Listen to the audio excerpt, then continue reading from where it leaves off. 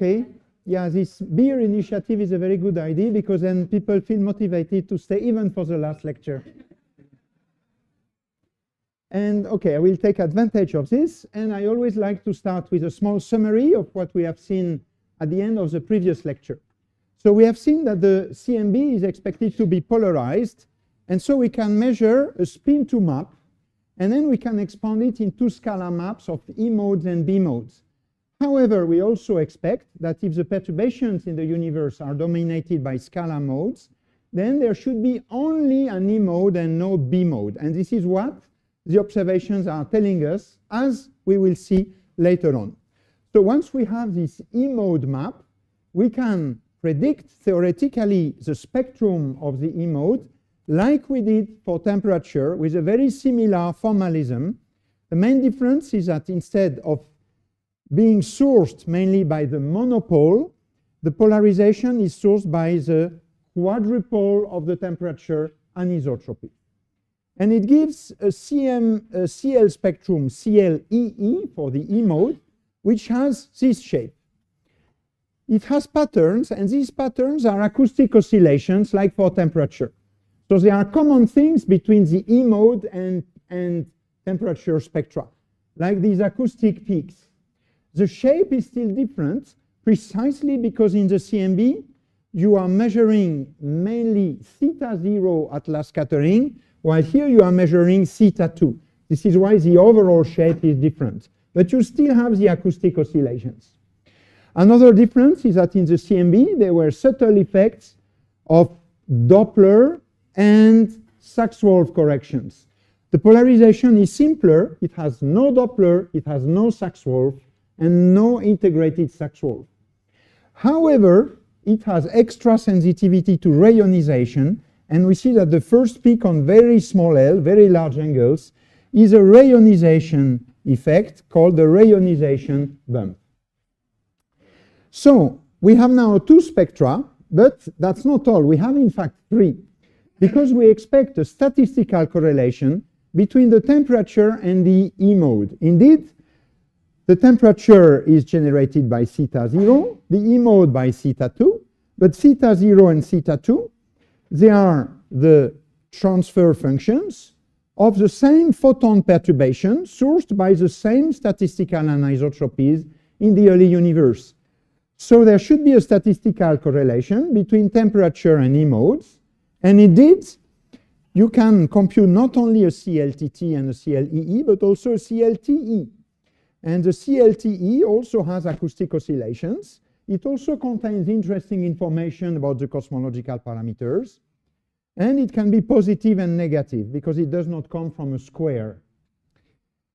So we have now three spectra instead of one, but there is a fourth one. The fourth one is more technical, and I don't have time to expand on it, so I will only spend 3 slides on the fourth spectrum, which is here. It's a spectrum coming from the fact that we see a lensed image of the CMB last scattering surface. The lensing effect is very small. We are in the very weak lensing regime, but it is still interesting. So the image we have is deformed because the photons are not really traveling in straight line to us. They are traveling along geodesics, which are bent by our environment, mainly by clusters of galaxies. To compute this effect, as we said during the discussion, we need to go to second order in perturbation theory. So it's much harder, but it's doable. It's very well understood.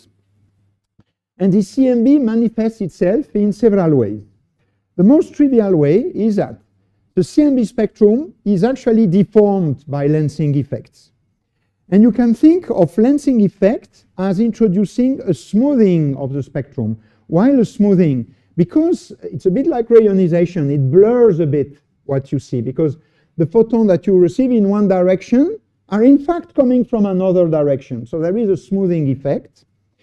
But it's very, very small. So you see here in red, there was a prediction of the CMB neglecting lensing.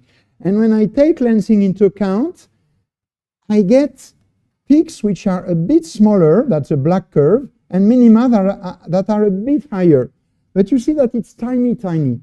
Still, it's crucial to take this effect into account when you fit your CMB data, because the effects here are only of a few percent, but the data error bars are also of the percent order. So if you would neglect this effect when you fit your CMB data, you would get a completely wrong answer. However, it's not changing completely what we have seen before. It's a small correction. But the most interesting is actually that you can separate the lensing from the original image. Sounds impossible at first sight. This is possible because we know, and the data is consistent with the assumption, that without lensing, the fluctuations on the last scattering surface would be very, very Gaussian. And this lensing, because it's a second order effect, intuitively it comes from the square of a Gaussian, which is not a Gaussian anymore. So the lensing effect introduces some non-Gaussianity of a very special type that you can predict analytically. And you can extract it by building a so-called non-Gaussian estimator from CMB maps. So the non-Gaussian estimator is an estimator that is based on measuring a very complicated correlation of 4 ALMs. So it's like if you would compute a correlation between 4 maps. And this combination is chosen in such a way, it contains different terms, it's very complicated. I don't show you the exact expression. It is designed in such a way that if the map was totally Gaussian, the estimator would vanish. And if there is lensing, the estimator is optimized to measure just this lensing and not any other random possible type of non-Gaussianity.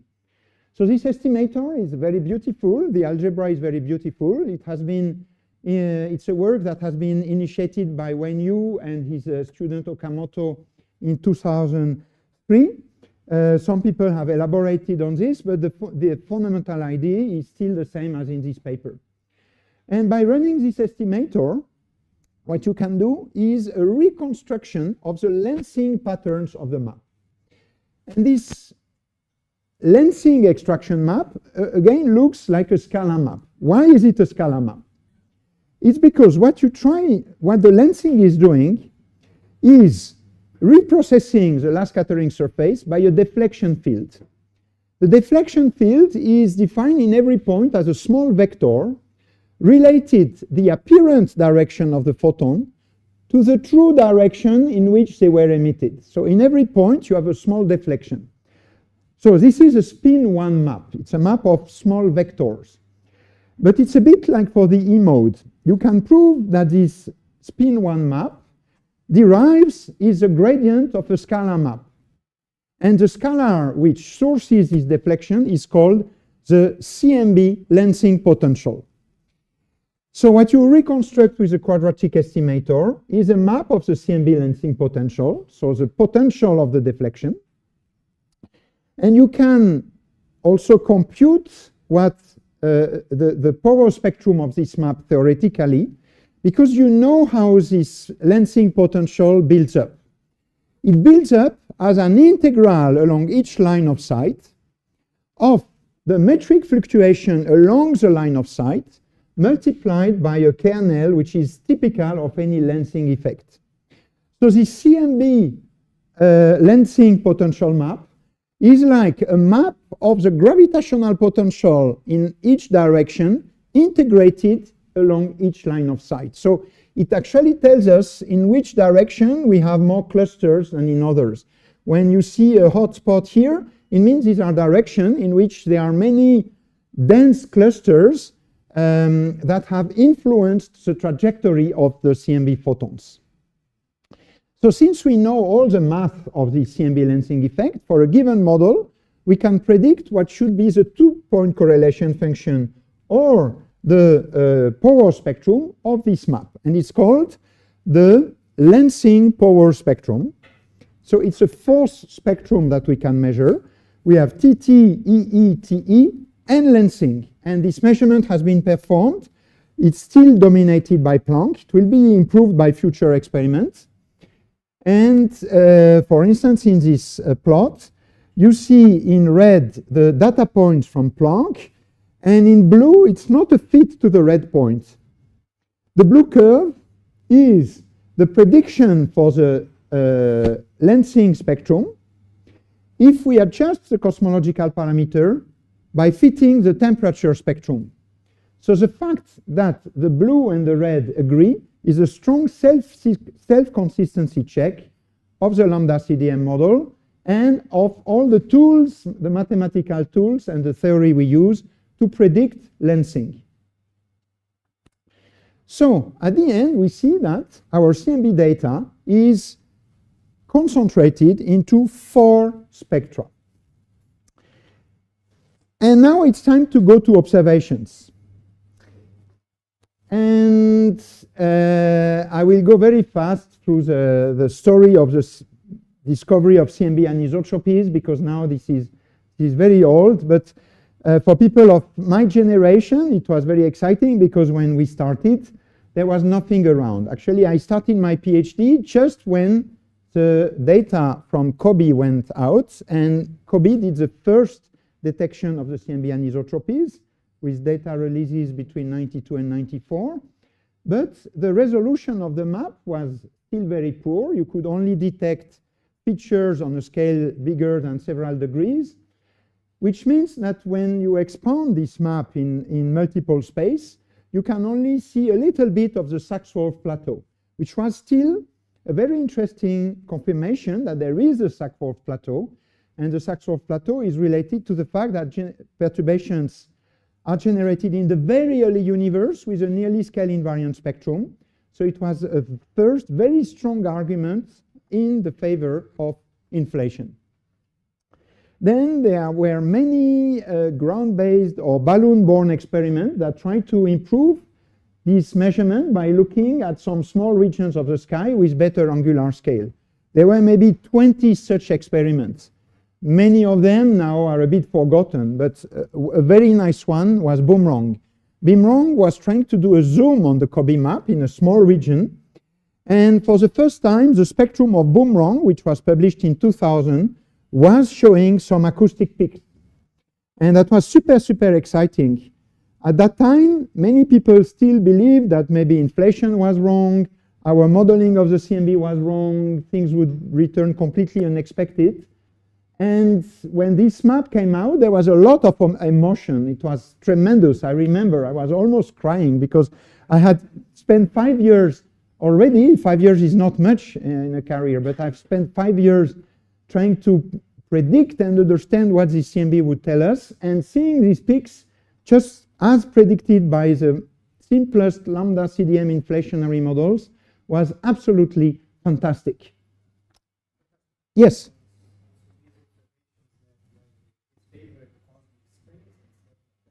At that time, there was a very big competition between people defending inflation and the generation of primordial perturbations from phase transitions and top paradigm, in which the fluctuations do not exist very early on super Hubble scales, but they are generated dynamically when each mode crosses the Hubble radius. And in a very random way, so there is a kind of statistical smoothing, and at the end of the day, you can produce a Sachs-Wolf plateau if you torture your parameters in a given way, but you can never produce a peak. So with topological defect, you have a small rise with an index that is a free parameter, and a vague bump, and then it goes down. You don't have this structure. So the Boomerang data killed the possibility that the fluctuations would be dominated by topological defects. For a while, people were trying still to fit a combination of the two. And then with more data, it became obvious that the model that completely dominates is an inflationary one. And this was particularly clear with the WMAP data. That was now measuring very well the first 2 peaks, quite well the third peak. I'm not fair because this is not the last WMAP data. It's the first one.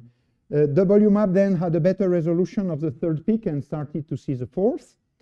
And WMAP had also some preliminary measurement of polarization that were very consistent with the current standard cosmological model. And then Planck improved the resolution of WMAP. This is the CMB map seen 1/2 by WMAP, 1/2 by Planck, and a zoom on the same region seen by the two experiments to show you the difference in angular resolution. And so now we have additional data. We have better data than Planck on small scales for temperature and for polarization. But Planck is still by far the data set that dominates the constraints, that has the biggest weight. And so the data from Planck is summarized by the temperature map, the polarization map, and the lensing map. These are the main three observables. And then out of this map, you measure different CL spectra. Here are a compilation of recent data sets for the temperature spectrum, TT, the polarization spectrum, EE, and the cross spectrum, TE. And for lensing, I already showed you what the data was. For lensing, we still have only Planck, or at least it's the best one.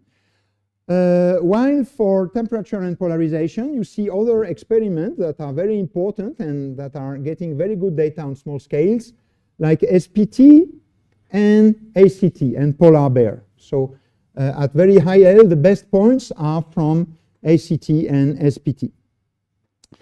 And it's worth stressing because it's so beautiful,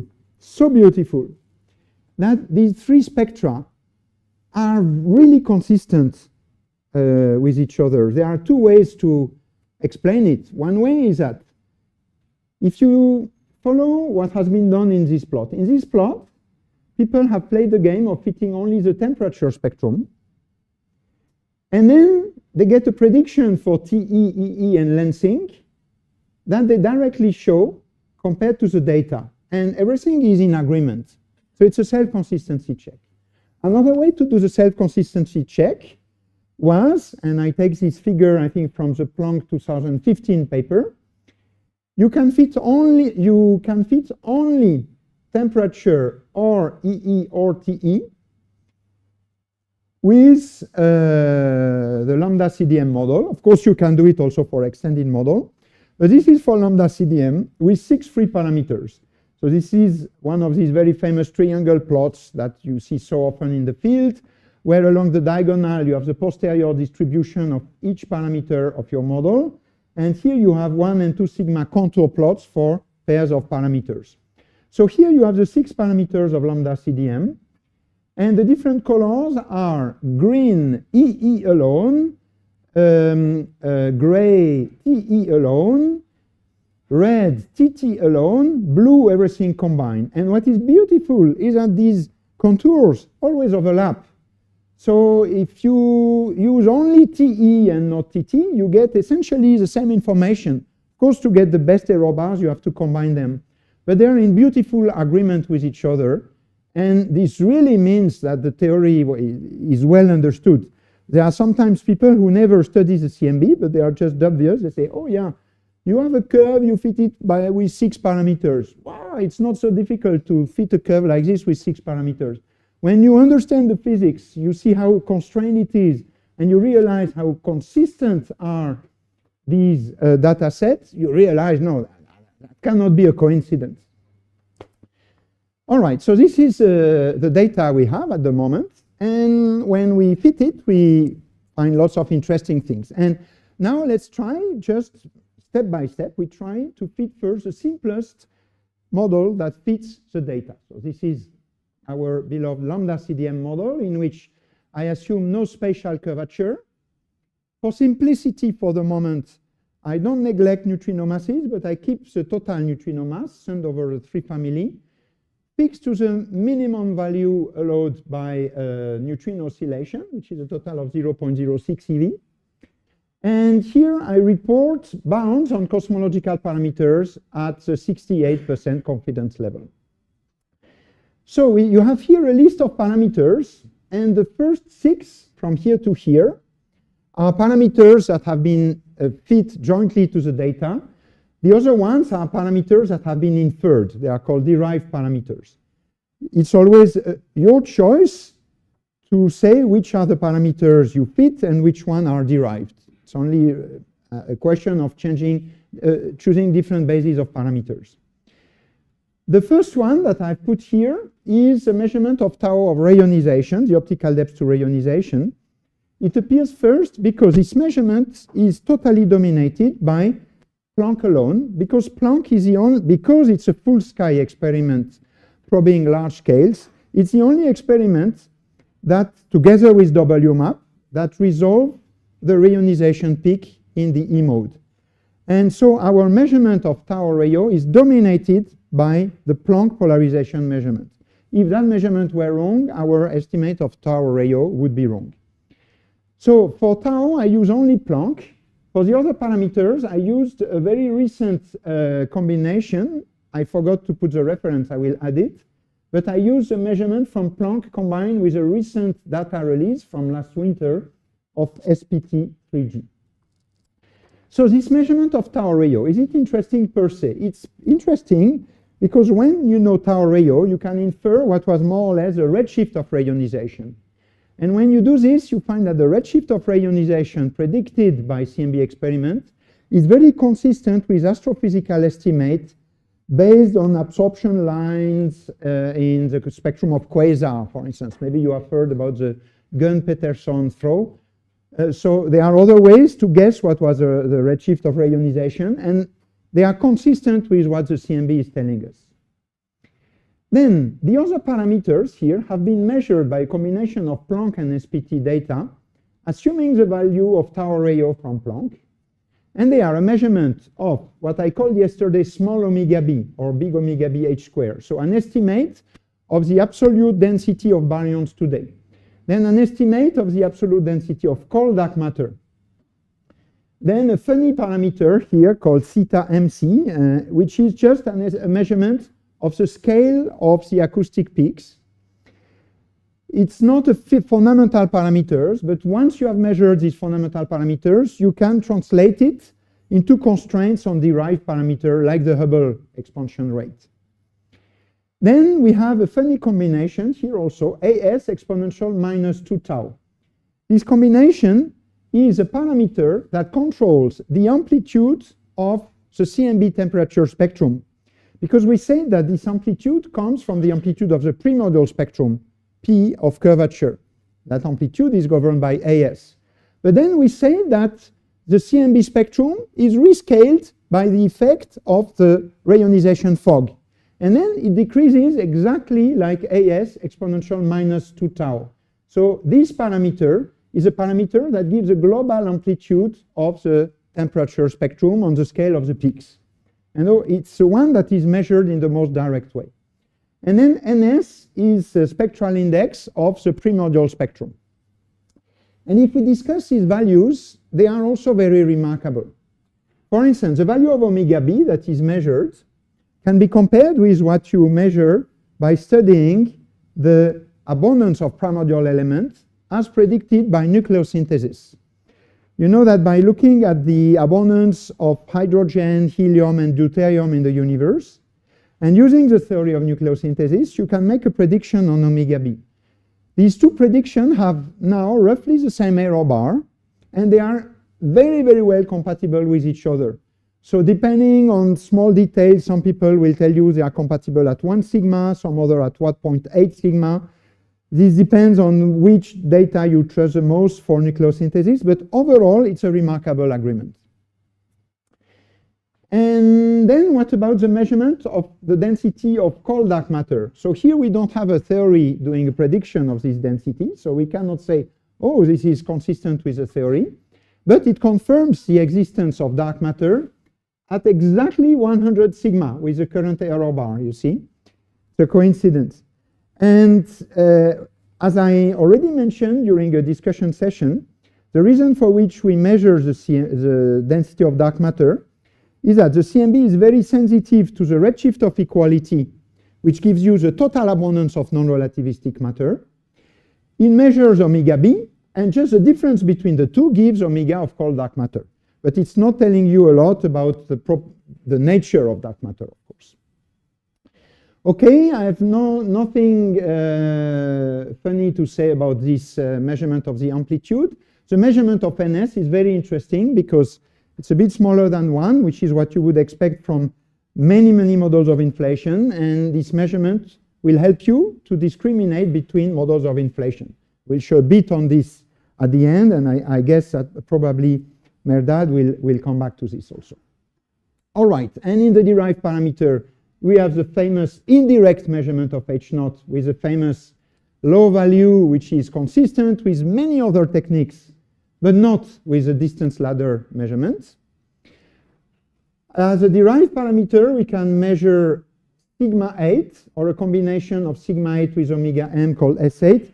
Sigma 8 is just a historical parameter introduced to estimate the amplitude of the matter power spectrum at a scale of 8 megaparsec, which is like a scale of distance between galaxies. And so it's sigma 8 is sometimes used as a normalization parameter for the amplitude of the matter power spectrum. This measurement is interesting because it's in small tension with other estimates from galaxy weak lensing, cosmic shear. There is more or less 2 sigma tension with many data sets, but it's not clear that this is worrying because weak lensing is difficult to analyze and interpret. There are systematics with the estimate of redshifts. There are issues with the role that baryonid feedback has in predicting the weak lensing spectrum. So people are not very sure whether this is another problem that we need to explain or not. And there was a paper recently with a reanalysis of DES and KIDS by a group of experts from both experiments. They have improved their modeling of several effects, like baryon feedback, for instance, and this tension is decreasing a bit. Now it's below 2 sigma.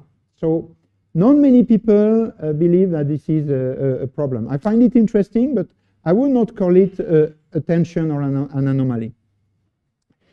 Okay, omega lambda has a value which is very consistent with what you estimate by looking at supernovae. Ah, yes, yes. Tension with weak lensing, is this CMB lensing? Or? No, it's not CMB lensing. The CMB lensing is nicely consistent. It's a tension with lensing from the shearing of galactic images, what is measured by KIDS or DES or all these cosmic shear surveys. And compared to CMB lensing, it is sensitive to structures at smaller redshifts. So if this was true, if this was confirmed, it could be an indication that the growth rate of structure is slowed down at small redshift due to some non-standard properties of dark matter or to modify gravity, for instance. So there are many models that could go in that direction, but we probably don't need this. Omega lambda, it's a nice measurement because it's beautifully consistent with what you estimate by looking at the acceleration of the universe expansion with remote supernovae. And you get an estimate of the age of the universe, 13.8 gigayear, which is totally compatible with all kinds of lower bound that you can get on the age of the universe from different techniques. So most of these measurements are in remarkable agreement with other ones, with just a caveat of the possible Hubble tension, and maybe, although this is less significant, maybe some sigma 8 tension. Can we do more? We would like to do more. Ah, no, I was going to switch to tensors, but it's too early. No, before tensors. Okay. Yeah, so this was for lambda CDM, and of course, when you talk about this, people say, ah, yeah, but you assume lambda CDM, and how do you know it's a good model? So first, lambda CDM has a very good goodness of fit to the data, but second, everybody in the community is trying to find a deviation from lambda CDM. Everybody would be very happy to prove that there are other effects entering into the game. And so people keep trying extended cosmologies. Actually, this is how I earn my life. It's by trying to fit extending models to the data. And you can think of many, many extensions, but so far you don't really need this extension in order to get a better fit. So an obvious one is to relax the assumption that the universe is flat and introduce a curvature parameter, omega k. As I mentioned briefly yesterday, This is a difficult parameter to measure because it's a situation in which you introduce one more parameter, but not one more testable effect to match the effect of this parameter. However, what is the effect of omega k? It changes the geometry or the expansion rate in the universe at small redshift. So it cannot really do something non-trivial on the acoustic oscillation.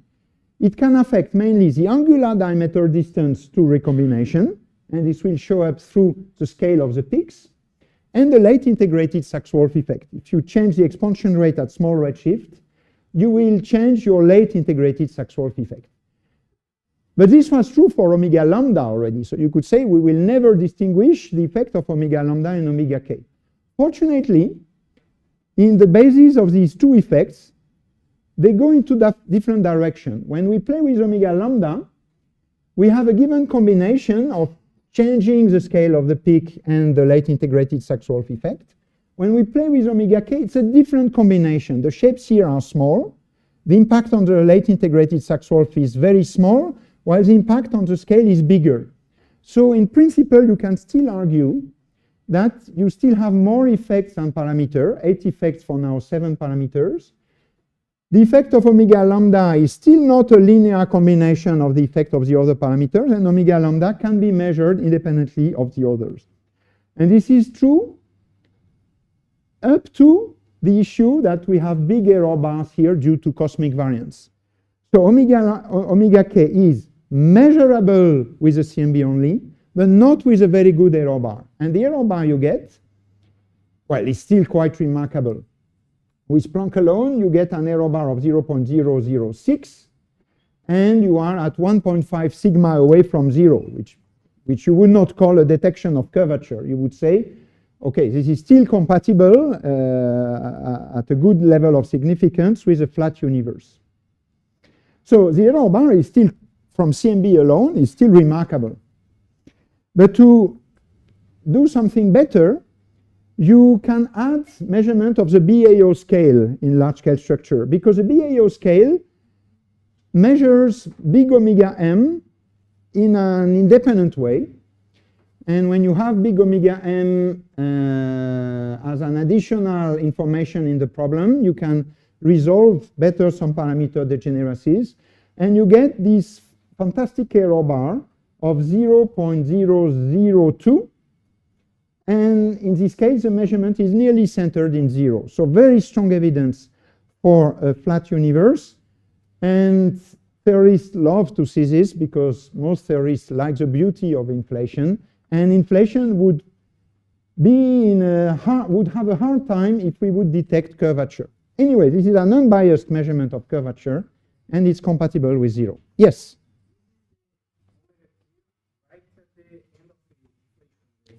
The parameter omega k is defined today, and it tells us today what is the percentage of, if you look at the Friedman equation, what is the contribution of the curvature term to the expansion rate h squared. Okay, so it's not defined at the end of inflation, but then it's related to this. I think you will explain next week the flatness problem. You will see the connection between curvature today, curvature at very early times. And what you will see is that inflation prefers omega k to be negligible today.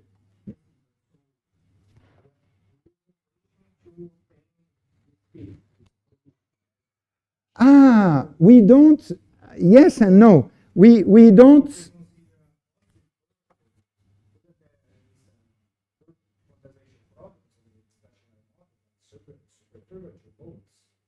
If you consider isocurvature modes, you said no?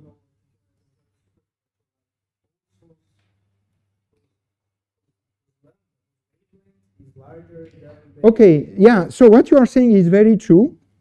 It's the fact that here we are very conservative. We say I take lambda CDM and I add small assumptions one by one. Here we took lambda CDM with everything we said before, adiabatic initial conditions, etc. And we just added some curvature and we get this constraint. But if we are very adventurous, we can think of something more radical, like a deviation from homogeneity and anisotropy on large scales. And then the calculation remains to be done, but maybe you will get a bigger error bar in this more extended model. Yeah, yes, yeah. Okay, this is for curvature. So the universe seems to be flat unless we have this complicated model with deviations from homogeneity. Okay, total neutrino mass. So the effect of the neutrino mass on the spectrum is extremely interesting. It has been one of my main topics, actually. And I will not go into details because it's also, you have to develop a whole theory. It would be a whole lecture. But there are interesting effects of the neutrino mass that cannot be produced by other parameters, which is, this is an ideal situation in which you add one free parameter in the problem, but it comes with new physical effects. So then it's still easy, in principle, to measure it or to put bounds on this parameter. So one of the effects of the neutrino mass is to produce a dip in this region that can be understood with a very precise modeling of the early integrated Sachs-Wolf effect. You cannot see it by eye, but if you zoom on this region, you can see that when I increase the neutrino mass and go from the black to the red, I introduce this dip, which has a peak around 80. This is a very, very special signature of neutrino masses. It has to do with the fact that neutrinos with a mass considered in the plot would become non-relativistic at the high redshift where the early integrated Sachs-Wolf effect takes place. And so it's a subtle effect of the evolution of metric fluctuations soon after decoupling. This effect has not been detected, and the non-detection of this effect was dominating neutrino mass bounds with experiments like WMAP. But experiments like Planck became very sensitive to the height of the peaks here. And for these peaks, increasing the neutrino mass has another effect due to CMB lensing. The neutrino mass affects the matter power spectrum, but the matter power spectrum is a quantity which is behind CMB lensing, because CMB lensing comes from the deflection of photons by nearby clusters, whose distribution is described by the matter power spectrum. So I forgot to say, but thanks to CMB lensing, when you measure the CMB data, you get as a bonus some information on large-scale structure. The CMB lensing is inferred from CMB observables, but it tests large-scale structure and the matter power spectrum. And so Planck would also detect a significant neutrino mass because of the role of this neutrino mass for CMB lensing. This is not the case, so we can put upper bound on the total neutrino mass, which are actually extremely spectacular, even more spectacular than we expected before doing the experiment. The 95% upper bound on the total mass is 0.24 with Planck data alone, but including CMB lensing, and 0.12 when you combine Planck with BAO information, and this is in electron volts. And if you remember, the minimum value allowed by neutrino oscillation experiment is 0.06. This is only the double. Means we are about to close the window. And we pray for, especially in Europe, we pray for closing the window with Euclid. Euclid could have the sensitivity to completely close this window and detect the neutrino mass, whatever it is, with a sensitivity of 2 or 3 sigma. But maybe the detection will come before, or maybe it will come from LSST or another survey. Okay. Yeah.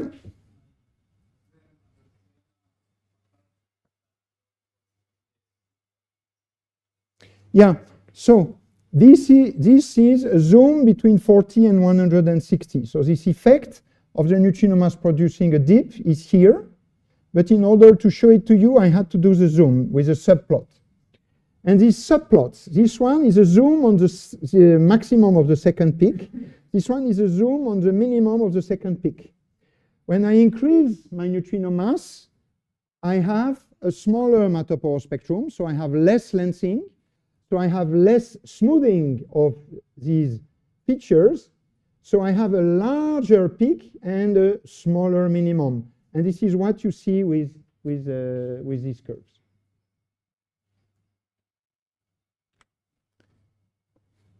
Another very interesting parameter is the effective neutrino number that was mentioned by Ruggiero. We know from a CERN experiment that there are 3 active neutrinos. And this is not trying to confirm it. It's trying to confirm the fact that neutrinos have the density expected from the modeling of their decoupling using standard electroweak physics, and at the same time to confirm the fact that we don't have additional species behaving like radiation. And this could be massless or light relics from a dark sector. For instance, some very light dark photons or things like that, or axions. This could be a very strong background of gravitational wave. Anything that would scale like (8⁻⁴), like radiation, could contribute to enhancing this NF and make it bigger than 3, which is the value, more or less, the value of the standard model.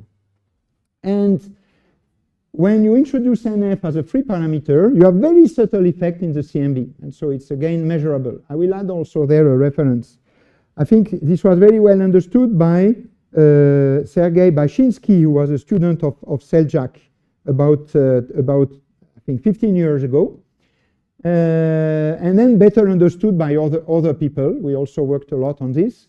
So there are subtle effects of N effective on the exact location and amplitude of the peaks, and also on the damping envelope. And in particular, a very good way to test if NF is bigger than 3 is to check if there is no additional damping with respect to what is predicted in the lambda CDM model. We have no evidence with current data when we do a joint fit with the lambda CDM parameters and NF. We have no evidence of a deviation from the standard model. That's very important because if the CMB data was compatible with an N effective of 4 or 5, it would solve the Hubble tension. The easiest way to solve the Hubble tension is to increase NF from 3 to about 5. And then when you fit many data sets, you get a prediction that H0, like BAO or the scale of this peak, you would get a prediction that H0 is 74. So that would be great. However, this doesn't work because if you increase N effective to 4 or 5, you will enhance the damping tail here in such a way that you are not compatible anymore with Planck data. And Planck alone says that NF is 2.9 plus or minus 0.4, the 95% confidence level. When you combine with BAO, it's quite spectacular. It's almost too nice to be true. You get 2.99 plus or minus 0.3. Okay, when I started in the field, the error bar was plus or minus 24. So that's a very, very nice measurement. Okay. So these were 3 typical extensions of the standard model, but people are continuously trying other extensions. Maybe extensions with non-trivial properties of dark matter. Dark matter could be scattering, decaying, blah, blah. Non-trivial properties of neutrinos, which could be interacting, which could be unstable, blah, could have decoupled differently. Departure from Einstein gravity, F of R model, etc. New models of dark energy. People are continuously trying extended cosmology, and there is no convincing evidence that there is a better fit. For some of these extensions, we would really like to have more information, and this information would be contained in tensor modes. So now I will add to our theoretical discussion a little small chapter, but I will do it very quickly, on the possible role of tensor modes in CMB physics that we completely neglected until now. So, from the beginning, we have expanded our metric into a background part and perturbations. In the perturbations, we say there are Bardeen scalars, vectors, and tensors. We took only the scalars into account. I told you taking the vector into account is not very interesting, but taking the tensor into account could be incredibly interesting, especially because it's actually a prediction from inflation that you excite through quantum fluctuations, you excite primordial gravitational waves, which are described mathematically as tensor modes. So for the scalar mode in the Newtonian gauge, h mu nu has this diagonal form with our two metric fluctuation. This should of course be a phi, I will correct. For the tensor part, well, it depends in which direction the gravitational waves are propagating. For instance, if you have a gravitational wave propagating along the axis x3, then your h mu nu would have a form like this that you know very well and that you have seen in the gravitational wave course. So there could be a superposition of such gravitational wave modes with all possible frequencies, all possible directions, and just some prescription from inflation on their power spectrum. The Boltzmann equation we wrote was implicitly assuming only scalar perturbation because we only had phi m psi on the right-hand side. But in reality, when you write the full Boltzmann equation, you find that the h mu nu is contributing in a non-trivial way, and both scalar or tensor degrees of freedom could in principle play a role here and source theta, which means source some photon anisotropies. So also the tensors could play a role and source the photon anisotropies. And it sounds a bit mysterious. We know gravitational waves have a very have a very special role. For instance, they change the distance between objects, but they don't move really individual points. So you could say, how can a gravitational wave create anisotropies in my photons? And I propose here a simplified explanation. Suppose that you are in the early universe, you are an observer at this point, and you look at CMB photons around you. And for a while, we will assume that there are no perturbations in the universe. So you see a perfectly isotropic distribution of photons coming from all directions. So here I'm only considering a plane, but I should consider a sphere if I could. So I am here, and I divide in that plane, I divide direction into straight angles.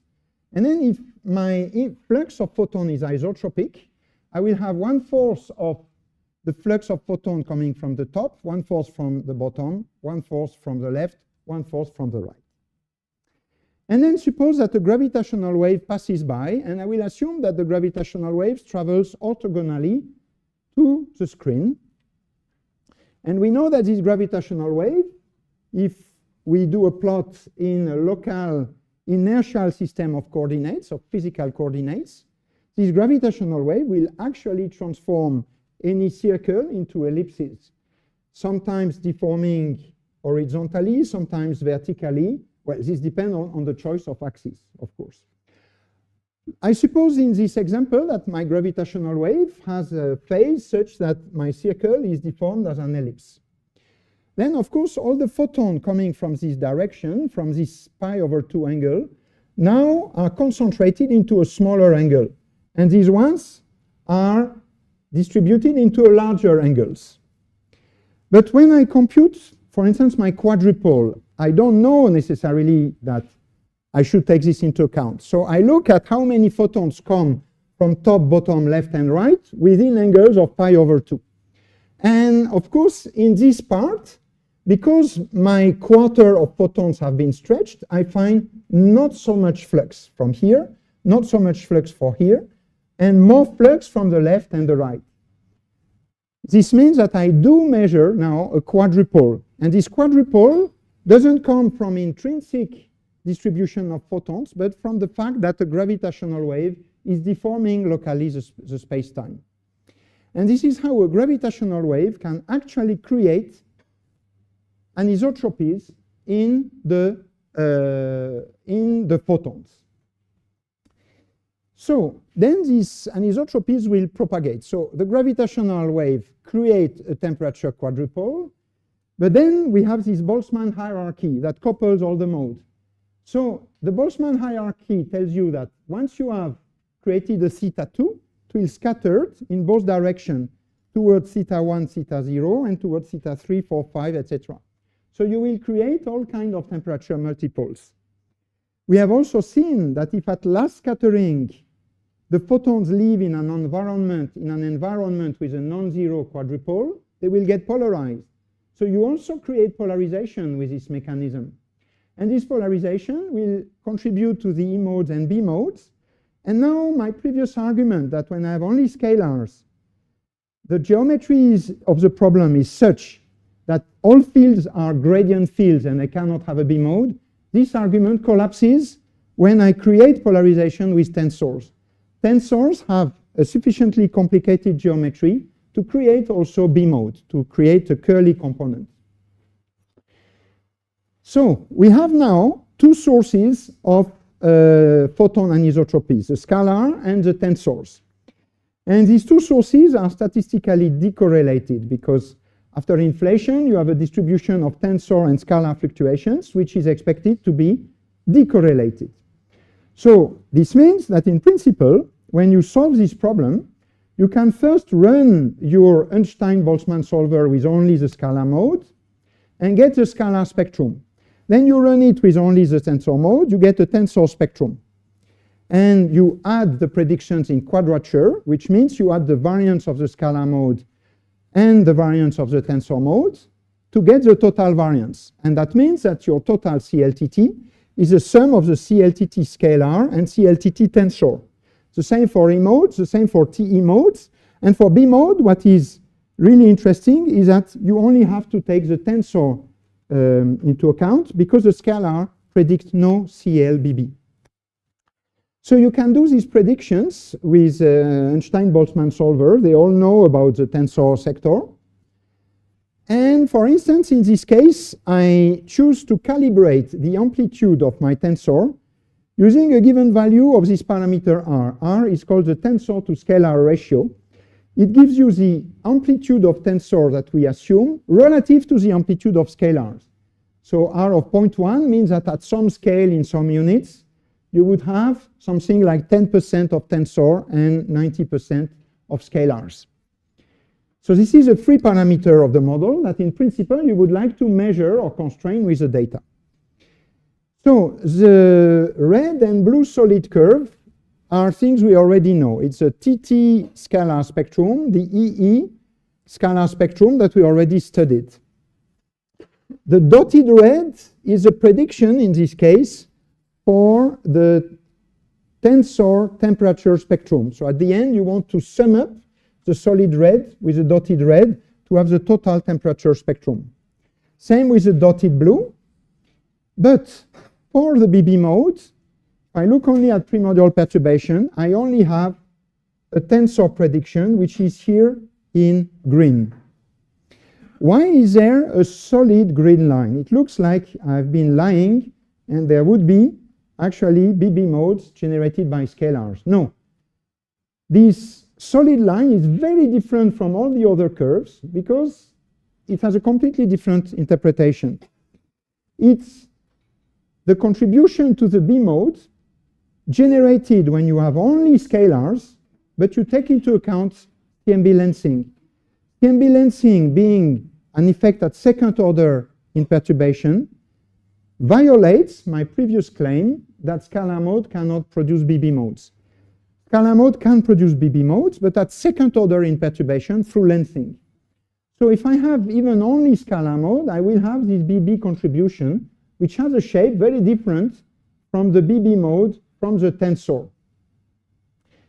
And so if this value of R would be correct, our total observed BB spectrum would be dominated by tensor mode on large angular scales and then by lensing. But what we are really interested in is not this lensing effect. This lensing effect will just confirm the standard model. We are interested in measuring if there is a tensor contribution. And detecting these patterns here would be the best way to do it. You could say, no. You could try to measure if we have a tensor contribution by looking only at temperature, because the temperature spectrum of scalar and tensors have different shapes. So when you fit the sum to the data, you can measure R. It's possible in principle. And we have used it, and we have exhausted this technique. Now we are at a point where we have proved that we don't need the dotted line to fit the TT spectrum that is measured. So R has to be small, so small that because of cosmic variance, we know already that we will never detect the tensor mode from temperature. We still have to detect it from the BB mode, because the BB mode in this region is totally dominated by the tensors. So that's the best way to detect tensors. And this is what many experiments are after. But so far, the data we have on the BB mode is mainly probing this region, which is the region where we have only the lens, or we are dominated by the lensing signal. So these are other recent measurements. For instance, here in this measurement, you have a compilation of data on the total temperature spectrum, the total polarization spectrum, and the total B mode spectrum. And you have lots of data points that are very well fitted by this dashed line. But the dashed line is a prediction of the lambda CDM model with scalars only, but taking this lensing effect into account. So these points confirm that the standard model predicts the expected amount of lensing in the B mode. It's very nice. If it wasn't, we would have a problem. So it's a very nice self-consistency check. But since this is compatible with the lensing prediction, it still doesn't tell us anything about tensor modes. So to know more about tensor modes, some experiments are really trying to get data at larger angular scales, smaller multiples. And in particular, there is this famous bicep-Keck collaboration, which is actually working also in combination with Planck, in order to get points for CLBB at small l. And you see the points here. So the solid line is a prediction from lensing.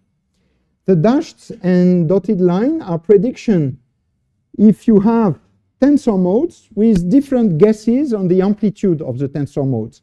So different guesses on the tensor to scalar ratio. This curve is a guess if R is 0.03. This one if R is 0.01. And the dashed line is a sum, actually, of the solid line and the upper dashed line. So it's a total that we would get if R was 0.03. So you can say, okay, all these points, they are compatible with lensing. Oh, this one is a bit higher. Is this a detection of tensor? Actually, they thought that it was a detection of tensor for a while. But in fact, it's not statistically significant, you see. And when you move to smaller L, the next point goes down and is compatible with a lensing-only contribution. And this point is a bit higher. Is this a sign of B modes, primordial B modes? Maybe, but the error bar is still very big, so we don't know. What we would need are really very tight errors that would be significantly above the red line. I'm not trying to draw, just to use a pointer. So if we had points here with small enough error bars, then we would detect lensing. B modes, tensor modes. And we try very much to detect these tensor modes, but so far what we have are only upper bounds on the tensor to scalar ratio, dominated by these bicep-Keck experiments analyzed in combination with Planck. We have these bounds at the moment.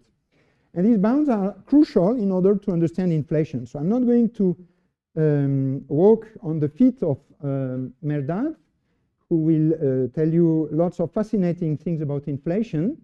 But just to prepare a bit for him, I can mention that when you want to understand what the CMB is telling you about inflation, you usually want to do a plot with joint bounds on the tilt of the primordial spectrum NS and the tensor to scalar ratio, because many interesting inflationary models live in different regions of this parameter space, and I'm not going to explain it. The tensor to scalar ratio is related to the energy scale of inflation, which means what was the typical value of the potential of the inflaton when the observable cosmological scales leave the Hubble radius during inflation, as you will better understand next week. But so measuring this tensor to scalar ratio would essentially tell us at what scale, or if you want, when inflation took place. And with this upper bound that we have an upper bound on the energy scale of inflation, which is interesting for model builders. But our dream would have to have a detection of this number, because then we would know exactly what was the energy scale of inflation. And it's not the case, because the current best bound we have are these red contours, and you see the red contours are compatible with 0. Is with better data, we narrow the contour to a non-zero value. That's fantastic. That's a Nobel Prize. That's an extraordinary information for understanding the early universe. But we are not yet there. However, I would like to show you something that is usually a surprise even for experts in the field. When we do these plots with all the models of inflation for NS and R, we always choose our scales in such a way that the plot fills all the space. And maybe you didn't realize how much progress there was in this business. This was the best bound we had in 2006. Okay, for you it's incredibly old, but actually on the scale of the study of the CMB, it's not that old, right? And when we had this plot, we were really happy because lots of models of inflation could be discriminated. It was fantastic information. Everybody was super excited. Now I'm going to superimpose using exactly the same scale. And I swear you, I've done it very precisely. I'm going to superimpose the bound that we have now with this combination of Planck, Bicep, and Keck. It's this. Okay? Many people don't know that, don't realize that the progress was so huge. It's really this, meaning that these axes they are defined in the same way in the two plots. For the specialists, they are defined at the same pivot scale. And the upper value here was 0.2. So you see how it has been shrinking. And it's really shrinking to 0, right? This is really telling us something. Fortunately, there are still many models of inflation who likes very small value of R. So you will see there are, for instance, there is a model called Starobinsky inflation, which actually says that R should be very, very small, potentially detectable in some years, but then if this model is correct, then it's normal that we have not detected R yet. Okay, and before I was, and this is one of my last slides, I discussed many extensions of the standard cosmological model that we test with neutrinos, with N effective, etc. But we also test extension of the minimal assumptions coming from minimal inflation. We try to fit to the data models where we had tensors compatible with 0. We try to relax the assumption that the primordial spectrum is a power law, and the next order would be to introduce a running of the tilt. The data says, no, you don't need that. We go to the next order in an expansion. No, we don't need that. We try to fit, instead of a power law, a non-trivial spectrum with some features that you can try to generate either with complicated models of inflation or with another physical ingredient. You don't improve your fits in a statistically significant way. It's really the data that tells you that the power law works well and is sufficient. It's not just that we like it and we stick to it. It's really data-driven. We try sometimes to reconstruct a region of the inflaton potential. I show it as a curiosity. These are possible pieces of the inflaton potential, but okay, since this is not the topic of this lecture, I just show the plot and I do not discuss it. And you remember we had the discussion of the adiabatic initial conditions. And again, it's not that we assume adiabatic initial conditions because we like them. We would like to prove that they are wrong, because then there would be some new physics. And if you don't have only adiabatic initial condition, you have something else called isocurvature modes. And we have tried very hard to fit to Planck, another data set, isocurvature mode or a combination of adiabatic and isocurvature mode. And it never worked, in the sense that everything was compatible with a pure adiabatic initial condition. So this adiabatic stuff is not a prior of theorists, but it's also a data-driven interpretation of what we see. Okay, and the last slide is about future observations. So the current status is that we now have a measurement of the temperature spectrum, which is limited by cosmic variance up to 1,800. It means you can never do better. Okay, because if you have a new measurement with smaller errors, the theoretical error from cosmic variance will not change. So we have exhausted all the information in the CMB temperature spectrum up to this multipole, and in the polarization spectrum up to a smaller multipole.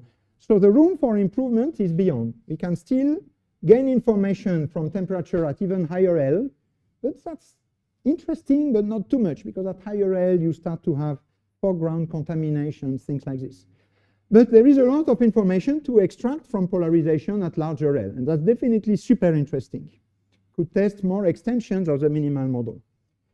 And so the future CMB experiments have two main objectives. Some experiments really focus on small L, measurement of polarization at small L, because you could detect this primordial B mode and measure R and constrain inflation, or you could better measure the reionization bump and understand more information about the time and history of reionization.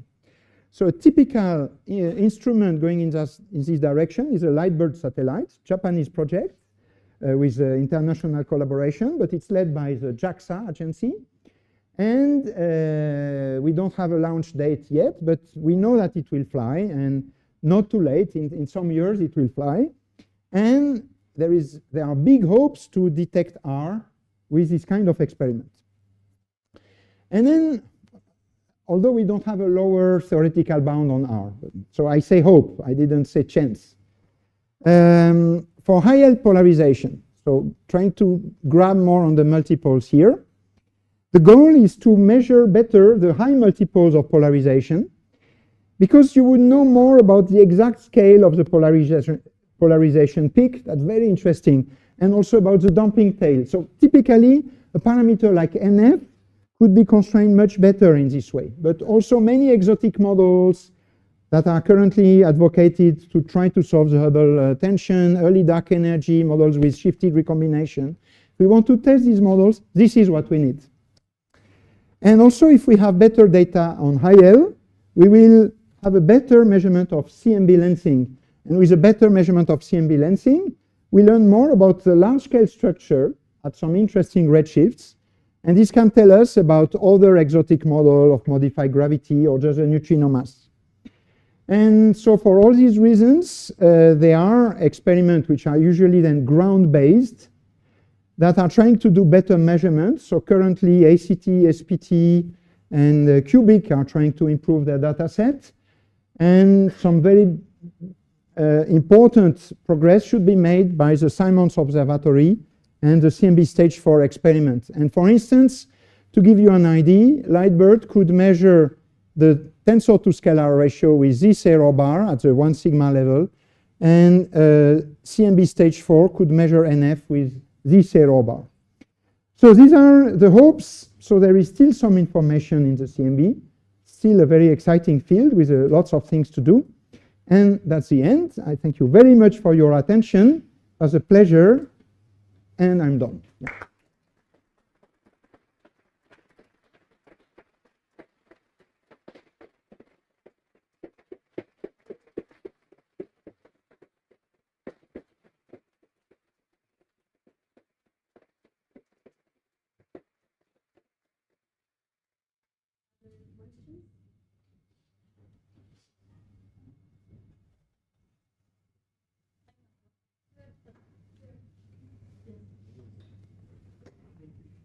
How go more precise vectors more from the CMB constrained inflationary model?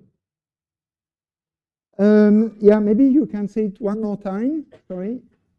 How more precise tensor mode from the CMB Yes. constrained inflationary model?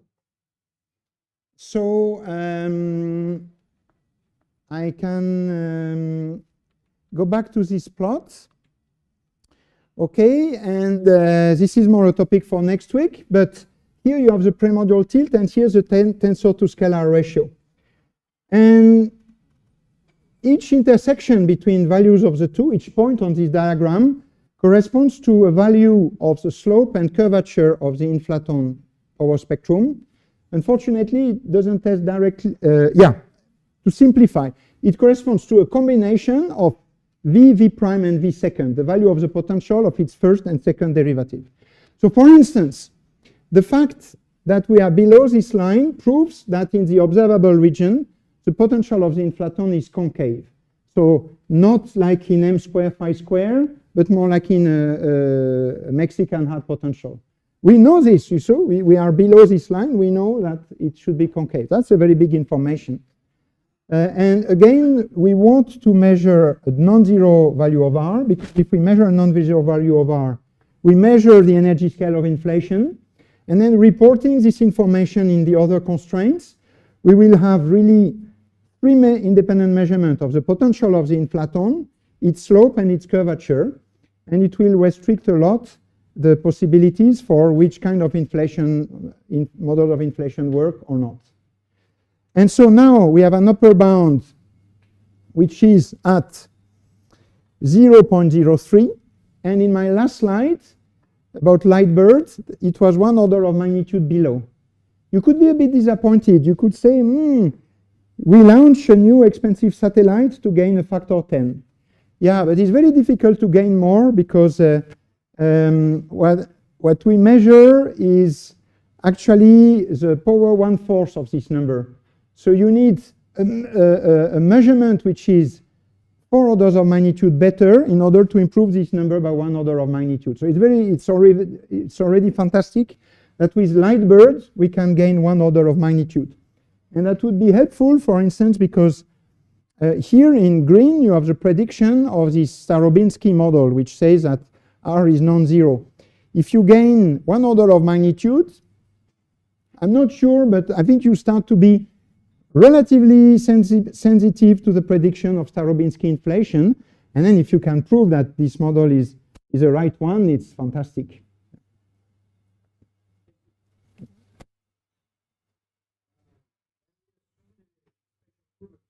Yeah. Yeah. Well, we still assume Friedman, Lemaitre, Robertson. Yeah, Walker. Yeah, FLRW. So we still assume a trivial topology. Yeah. Yeah. Absolutely. So this has been done. Yeah, that's very nice question. You have these models with a non-trivial topology, okay? So it's like the story of you are between two mirrors and you see multiple images of yourself.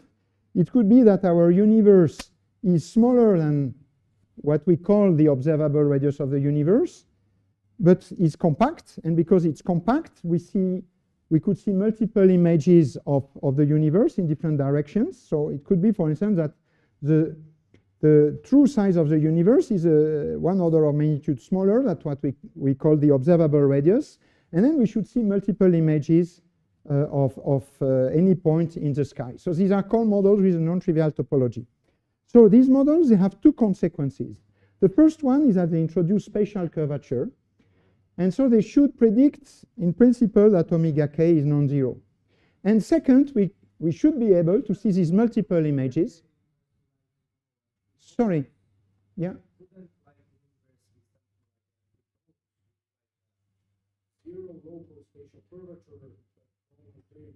Exactly, this is what I'm saying now. This is the first effect. The first effect is you can have non-zero spatial curvature.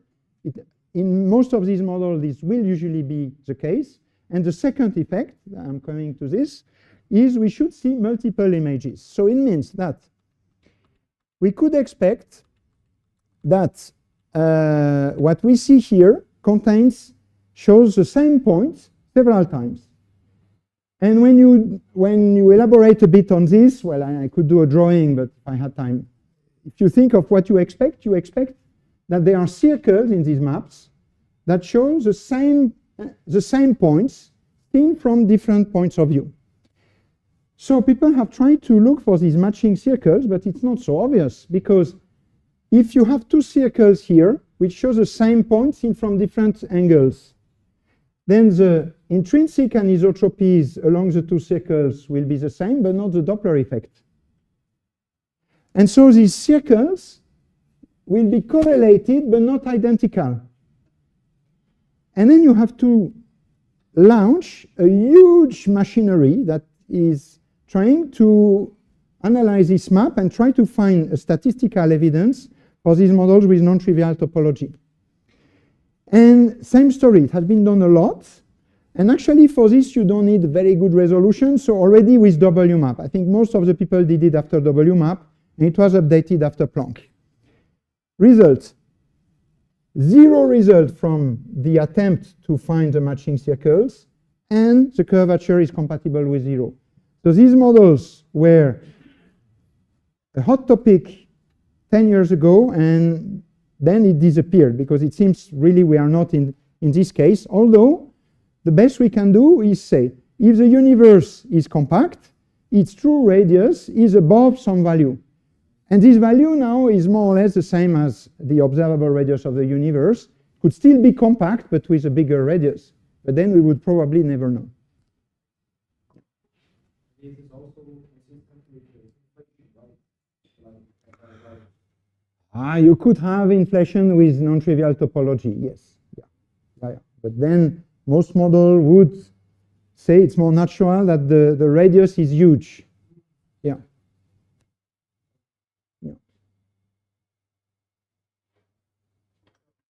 Historically, all these effects that we learned about the power spectrum of the CMB Yeah.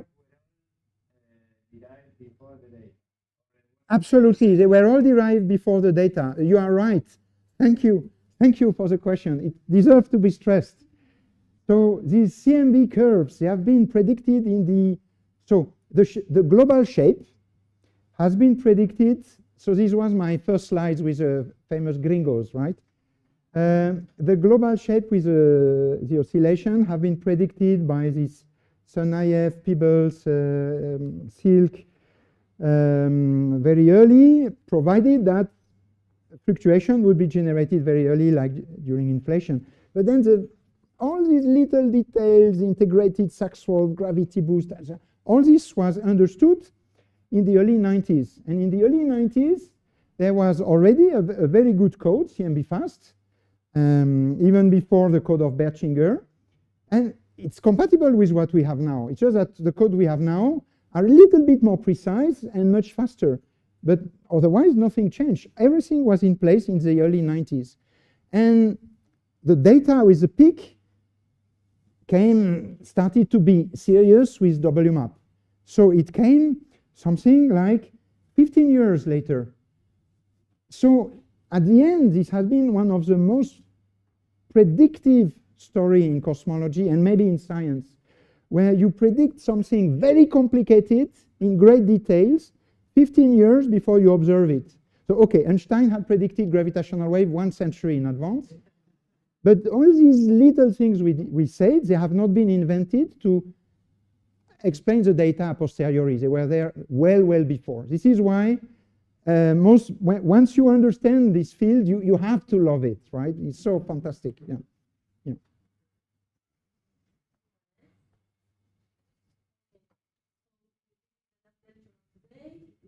have a nice weekend. We start again on Monday at 9:15 and we